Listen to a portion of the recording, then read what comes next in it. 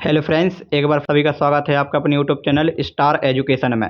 आज की वीडियो में हम कक्षा 12वीं अर्धवार्षिक परीक्षा 2024-25 विषय हिंदी के पेपर का सॉल्यूशन देखने वाले हैं। इस वीडियो में आपको पूरा सॉल्यूशन देखने को मिलने वाला है, तो आप वीडियो में शुरू से लेकर अंत तक बने रहें। और वीडियो में बिल्कुल सॉल्यूशन सटीक तरीके से मिलने वाला है, तो वीडियो को पूरा जरूर देखें। तो आइए स्टार्ट करते हैं आज का हमारा वीडियो। तो सबसे पहले हम स्टार्ट करेंगे question number first. Question number first में सही विकल्प पूछे गए हैं, सही विकल्पों का चयन करना। तो पहला है धूत कहो अवधूत कहो, किसकी पंक्तियां हैं? तो तुलसीदास जी की हैं। अगला है चित्त की उत्तेजना वृत्ति से संबंध होता है, तो माधुर्य गुण का। किसका होता है? माधुर्य गुण का होता है। अगला है तीसरा, कवि कालिदास ने शीर्ष के फूल को माना है, तो कोमल माना है। कैसा माना है? कोमल। नाभिक एक है, तो नाभिक एक क्या है? तो तकनीकी शब्द है। मैंने आपको सुबह की वीडियो में बताया था गुरुत्वाकर्षण, तो वह भी एक तकनीकी शब्द था। इसके बाद अगला है पांचवा, मराठी भाषा में लिखी जूझ कहानी का हिंदी अनुवाद किया, तो केशव प्रथम वीर ने किया था। किसने किया था? केशव प्रथम वीर ने। रेडियो नाटक में नहीं होते हैं दृश्य, ये हमने सुबह भी देखा था। अब इसके बाद क्वेश्चन नंबर सेकंड, रिक्त स्थान भरना है।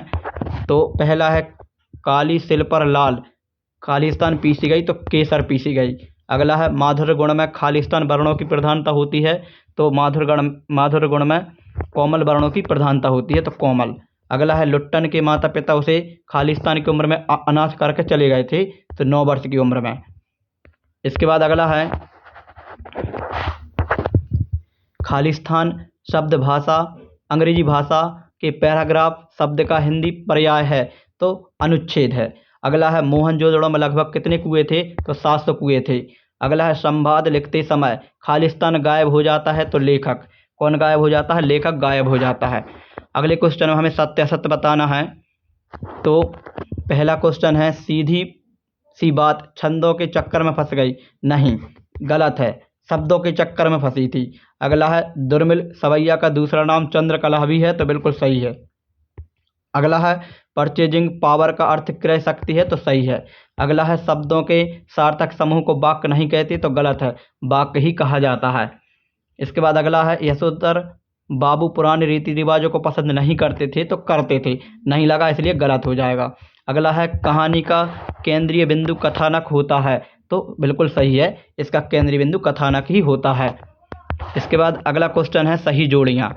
तो सही जोड़ी में दोनों साइड के देखते हैं। तो पहला है बिहारी सतसई, तो बिहारी सतसई हो जाएगा हमारा मुक्तक काव्य। क्या हो जाएगा? मुक्तक काव्य। अगला है पतंग, तो पतंग हो जाएगा आलोक धनवा। कौन हो जाएंगे? आलोक धनवा। अगला है इंद्र सेना, तो इंद्र सेना हो जाएगा हमारा मेंढक मंडली। क्या हो जाएगा? मेंढक मंडली। अगला है शमशेर बहादुर सिंह, तो शमशेर बहादुर सिंह हो जाएंगे हमारे शमशेर बहादुर सिंह, तो शमशेर बहादुर सिंह ये आएंगे हमारे प्रयोगवादी कवि से। किससे आएंगे? प्रयोगवाद से। फिर इसके बाद अगला है शब्द युग में, तो शब्द युग है जोड़ा।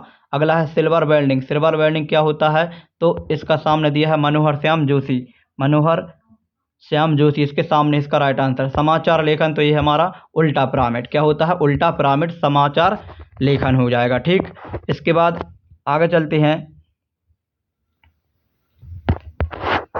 क्वेश्चन नंबर 5, एक वाक्य में उत्तर। तो पहला है लिखा है सरोज स्मृति नामक रचना किस कवि की है? तो ये हो जाएगा हमारा सूर्यकांत त्रिपाठी निराला जी। कौन हो जाएंगे? निराला जी। पूरा नाम लिख लेना आप, सूर्यकांत त्रिपाठी निराला। इसके बाद दूसरा है जिस काव्य में छंदों का पूर्वापर संबंध ना हो, तो उसे क्या कहते हैं? तो उसे कहते हैं मुक्तक काव्य। कौन कहते हैं? मुक्तक काव्य, मुक्तक काव्य। ठीक, अगला है दूरदर्शन कार्यक्रम संचालक अपाहिज से किस प्रकार के प्रश्न पूछ रहा था? तो वह उसी से पूछ रहा था कि आप अपाहिज हैं, आप अपाहिज क्यों हैं, आपको अपाहिज होने में दुख होता है, इस प्रकार के वह उससे क्वेश्चन पूछ रहा था। अगला है खड़ी बोली का पहला महाकाव्य कौन सा है? तो इसका पहला महाकाव्य है प्रिय प्रवास। कौन है? प्रिय प्रवास, प्रिय प्रवास, प्रिय प्रवास। ठीक, अगला है किशनदा का वास्तविक नाम। तो किशनदा का वास्तविक नाम था कृष्णानंद पांडे। कौन था? कृष्णानंद पांडे। कृष्णानंद पांडे। ठीक, अगला है भक्तिन के ससुराल के गांव का नाम क्या था? तो उसके गांव का नाम था हंडिया। क्या था? हंडिया। हंडिया। और लास्ट है भारत की पहली वेबसाइट कौन सी थी? तो इसकी पहली वेबसाइट थी डोमेन, यहाँ पर लिख रहा है RDIFF.com। डोमेन RDIFF.com ये पहली वेबसाइट थी। अब इसके बाद रीतिकाल को सिंगरकाल क्यों कहा जाता है? ये क्वेश्चनों को आप अच्छे से रीड कर लें, क्योंकि इन्हीं क्वेश्चन में से अब आपके वार्षिक क्वेश्चन में देखने को मिलने वाले हैं। यहाँ पर ये पूरा पेपर आप अभी देख रहे हैं तो आपने देखा ही होगा, जो ऑब्जेक्टिव टाइप क्वेश्चन थे मैंने वो आपके लिए सॉल्व करा दिए हैं। अब हम कल नेक्स्ट वीडियो में इंग्लिश के पेपर के बारे में डिस्कस करने वाले हैं। यदि आप हमारे चैनल पर नए हैं तो चैनल को सब्सक्राइब कर लें। मिलेंगे नेक्स्ट वीडियो में, तब तक के लिए जय हिंद जय भारत।